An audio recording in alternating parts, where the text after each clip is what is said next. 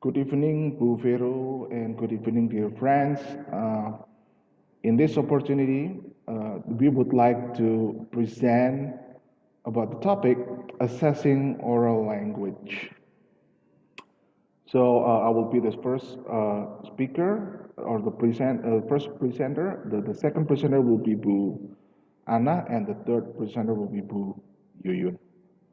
Okay, let's begin. Okay, I'm talking about assessing oral language. Okay, so assessing oral language is very challenging. Why? It involves speaking and listening. Right? Of course, in speaking, our speech and our hearing, and sometimes the model of the speaking can be varied. So for example, a news report or news telling, it involves more speaking than listening. In presentations, it involves more speaking and then listening. Sometimes it combines both factors or both speaking and listening. For example, in conversation. And in the classroom, sometimes the students do more listening than speaking in the context of when the teacher is explaining the material and or the teacher is leading discussions. Okay, and for the oral language in class, the functions is to so that the students should have the opportunity to try the language. We, as an English teacher, should give chances for to students to speak English, to use English, and of course, in speaking, they will receive feedbacks and to improve for improving their speaking, and also it is their opportunity to share knowledge, their knowledge and ideas. Okay, so let's begin about the oral language at school. Uh, we should be aware that we should have certain programs to enable students or children to practice speaking regularly. So our curriculum should facilitate the students to explore things or to facilitate their speaking practice. And of course, the assessment and the format of the speaking should be met with their age. So the students should the teacher should gradually develop the speaking assessment. For example, like drama when they were young, when the students, when you're teaching at an early age, very simple drama. We can conduct very simple drama, and then as they grow older, the drama will be more complex, and also like describing things. So should the activity should develop gradually. In the foreign language programs, it is the students are required to use the academic uh, term or the academic the academic language, and the speaking activities is included in the curriculum, and it is a content based. So let's say if the topic is about health, so also the speaking can be in form of discussion about health, about COVID, and about presentations and giving suggestions and etc. And the second language children are expected to produce wide range of genre. I'm teaching high school, so in high school, students should learn a lot of genre, like recount, telling past experience, uh, descriptive text. The students should describe specific things and procedure. The students should be able to to give instructions coherently. Okay, next, about the relationship between spoken and written language. There's a term named mode continuum. It means the language is used in accordance with the context and the cognitive demands to the children. So when we conduct a speaking test or speaking assignment, there's a demands what the students should produce. For example, the fluency of the speaking or the grammar, certain grammar like the use of present tense and also maybe certain vocabulary. So that's mode continuum. And mode means the media of the language used. It can be spoken or written.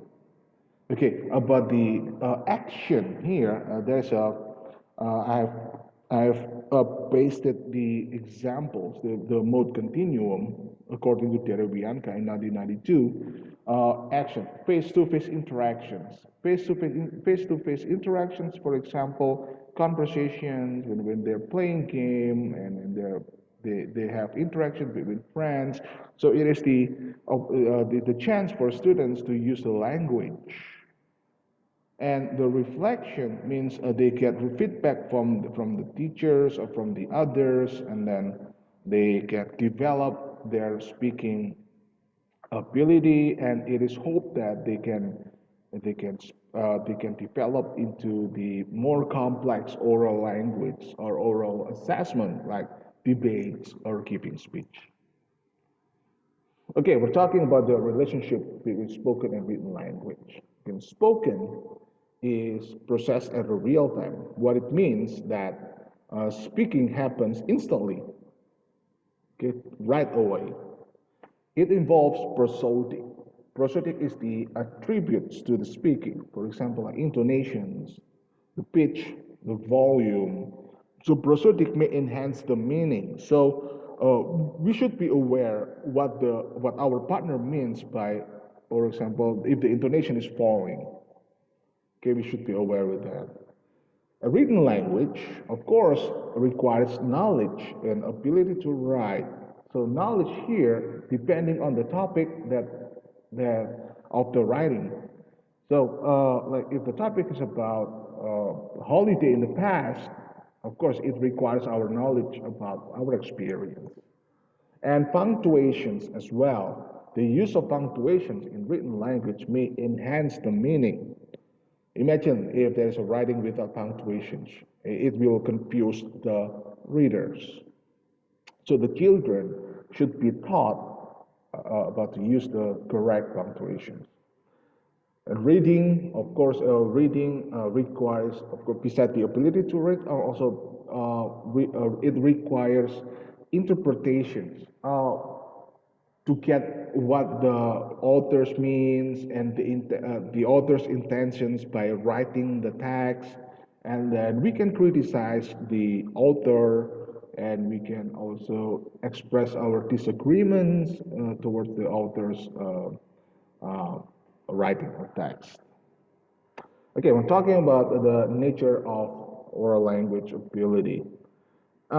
Children speaks mostly in conversation. It is, of course, it is unplanned and it happens in a natural way, or in other forms of talk, more planned, more formal, more preparations, and speakers also are supported by feedback. Feedback can be from the gestures, the nod, the smiles from the partners. And children participation in classroom also depends on the nature of the classroom. We know that every class has different nature. So the attitudes as well, the attitudes in among the participants or the students, and the type of interactions that the teachers may have. Like yes, no questions, it requires only limited answer. For general questions, a wider response, but asking opinions can be wider than that. So, so that's about the participation, student participation in the classroom. Now, it happens in second language children. In Indonesia, a lot of students have cultural problems. For example, like the rules of the interaction, who should start the conversation, and about the formality of the language. And when speaking, speakers tend to use fillers, pause. Pause like it gives the speakers time to think. Uh, it may happen in more formal situations when, for example, when we are delivering a speech. It is normal that fillers happen, but mostly it won't occur when we prepare, when the speakers prepare notes, or it is like a reading word for word. It is planned. And also the second language children experience like hesitation because of the reading ability or the shyness of speaking in public. So the characters determines the children's experience. Okay, the nature of the language ability. Children of 10 years old will improve the conversation or the speaking ability in terms of uh, what people might respond to their speaking, and then clarifying the unclear information. So I think this ability uh, this ability will be acquired by more like older children, like 10 years old. And also, the complexity of oral language depends on the maturity and the social skill of the students as well. So when the students have a very good social skill, of course, it will improve the complexity of the sentence and the oral language. Okay, the next one is the scope of the oral language in school. Curriculum, of course, we have the limitation. Curriculum. The test that we have, it may or it may not be in line with the curriculum. So the curriculum, there's like the type of test, and then the learning outcomes, and then the materials to be assessed. So they should be in line with the curriculum and the purpose of the assessment. Uh, is it about learning, or is it accountability, testing the language, or testing certain skills? Now, the factors that influence the curriculum, of course, the goals, standard of the test, and the goals of the programs, and the time availability. The time availability, like the frequency of meeting frequency between teachers and students. And curriculums produce goals and objectives, or the learning outcomes. For example, recount, talking about past experience, debate, uh, agree and disagree, procedures to give instructions in chronological way. So every curriculum should have learning outcomes.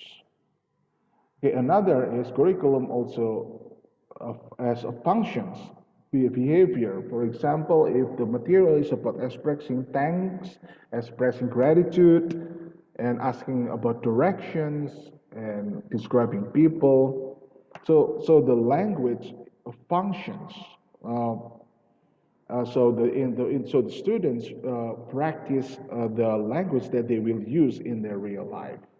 And the next is the curriculum will give scope or limitations of the materials expected to be learned, so that it won't overlap with the other uh, materials. Okay, now about the framework of oral language ability as a theoretical constructs. Now, the characteristics of successful oral language performance, according to Bachman and Palmer in 1966, there are two general knowledge: organizational knowledge. The second one is pragmatic knowledge. Organizational knowledge consists of two points: grammatical knowledge, which means develop the syntax, sentence structure, phonology, and vocabulary. And the next is textual knowledge means that the ability to speak in coherence, in chronological way, in a very well organized way. The second one is pragmatic knowledge. Pragmatic knowledge is about functional knowledge, uh, learning to understand the purpose of the conversation, learn to use the language, for example, to get what they want, to get what the students want, to learn something, to imagine something, to describe something, to think about things, and etc. That's functional knowledge. So the language is used in a proper way in their real life. And the next one is sociolinguistics knowledge. It is the ability to use a language in accordance to the situation. So the students should have uh, the awareness of the context of the speaking or of the conversation. Okay, about the assessment, of course, every assessment, I believe that every assessment should have some purposes. And the purposes uh, should be in line with the curriculum. So the scope of the assessment should be based on the objectives. Okay, about the contributing knowledge and skill, there are 8 things about knowledge and skill. First, ability to discriminate sounds, stress, and intonations. In speaking, it is a good speaking if the speaker incorporates the sound, the stress in intonations, raising, falling intonations, also the ability to differentiate between questions and statements. So, for example, can I help you? There's a questions because there's a rising intonation at the end, and the statements. Okay, the next is the knowledge of growing range of vocabulary. Vocabulary also should be used properly. So the accurate in using vocabulary, and also the knowledge of growing range of grammar structures. It will be good. It will be better. Uh, it will be great that the children or the student speaks in grammatical in more grammatical correct. Even though it isn't like 100% perfect, but they can construct sentences in their speaking so that it won't confuse their partners. The ability to predict meaning from cues. So using prior knowledge to facilitate understanding the predict the meaning. It happens in reading. So sometimes in English, the students may not have may not know the meaning of a word, so they can predict from the context. And the ability to listen to explicit and implicit meaning. The ability to listen to the main idea, specific informations and linking words. It needs practices, and the ability to have responsibility for their meaning. They have uh, it means they have to find way or chances to practice the language. I know in Indonesia, mostly they don't have chances to speak outside the classroom or outside the English course because we don't speak English in our everyday life. That's why the students should be able to find chances by themselves to speak. The next is the ability to use communication strategies, to the ability to get involved or to maintain conversations flow, and confidence, motivations, showing the curiosity, showing that we are curious, we are attracted to the topic, and growing the confidence in listening and speaking. This is what happens. In my experience, this is what happened in Indonesian students in general. They don't really grow confidence and they don't really have high motivation to use the English because they're afraid of making grammatical mistakes, and then they were afraid of being bullied by their friends because using English. So the students we should put confidence in our students. Okay, now of course in the assessment there must be some issues, and there are some factors that for teachers to consider in selecting oral language assessment. First, motivations of students. We should attract the students' motivations.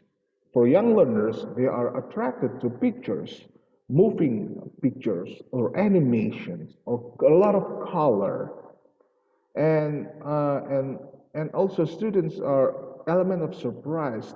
It means that they don't expect. Uh, what happens is beyond their expectations and mystery. Students are very curious in solving a mystery. So they motivate those factors. They motivate the students. Okay, and determining the appropriateness and usefulness of oral language assessment tasks, we should consider about the supports available, the pictures in the classroom, the objects in the classroom, our facial expressions, and also introduction activity when we want to have the the assessment about let's say about their daily life. So we can have like a warming up, like a warm up activity, asking about their daily lives, so that they will be engaged deeper into the topic. And this is important, the supports from the teachers.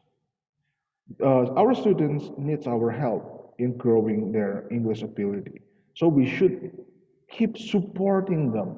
We should keep giving them feedbacks, and we should keep motivating them to speak. Remember that our students is shy, in quotation mark, shy to speak English. Okay, so we should support them. The next one is the language used by interlocutors or the speakers. So, more formal language or less formal language, and sometimes students are worried. Students think about, oh, should we use a British or American English? So it affects the oral language assessment. Also, cognitive. The next one or the last one is cognitive requirements. What learning outcomes that we expect from the children or from the student? Uh, do we expect them to explore or to share their arguments or pro or cons?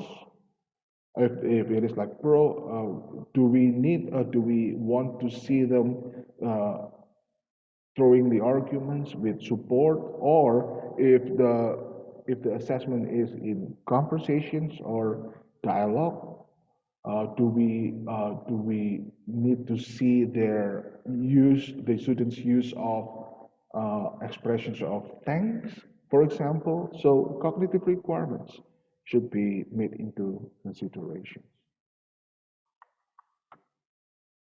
Okay, another issues, this is the last one, is the dimensions that influence performance and selection tasks. The topic of interactions. If the topic is not really interesting, I think the students will be less motivated. So we should be wise, and we should be clever in selecting the topic. The next one is the level of formality. Is it a more formal way, like giving speech to the audience, giving debates? This is it debates, or is it less formal way, like uh, conversations, creating dialogues based on the certain topics, or is it like having drama? So we should consider about that. the number of the participants. We should also consider how many students that we have in class. Do we think that by giving certain assessments, it will facilitate so every student should have the turn to speak? We should consider about that, and the status of participants. Of course, and I believe that in school they have the same status, they have the same level of participants. So, but we should consider also. Do we think that this assessment is suitable for them, for fifth grade students or for fourth grade students, for example? And the familiarity of participants to each other. Of course, in class, students should know each other. They should get along together. If they don't, or there's like a gaps, it is our job to clear the gaps and the gender of the participants. Sometimes some students feel comfortable talking with those who are in the same gender. So we should take them into consideration. And the last, the use of the written text. Uh, Remember that writing needs knowledge. So we should, when we give the written text, we should consider if the students have acquired literacy skill. Okay, so or we can design a writing test based on their age. Of course, in the early age, maybe we can have like a simple sentence, and then gradually into a paragraph, and then gradually into a story.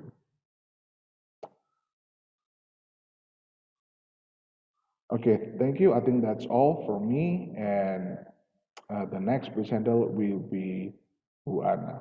Thank you very much.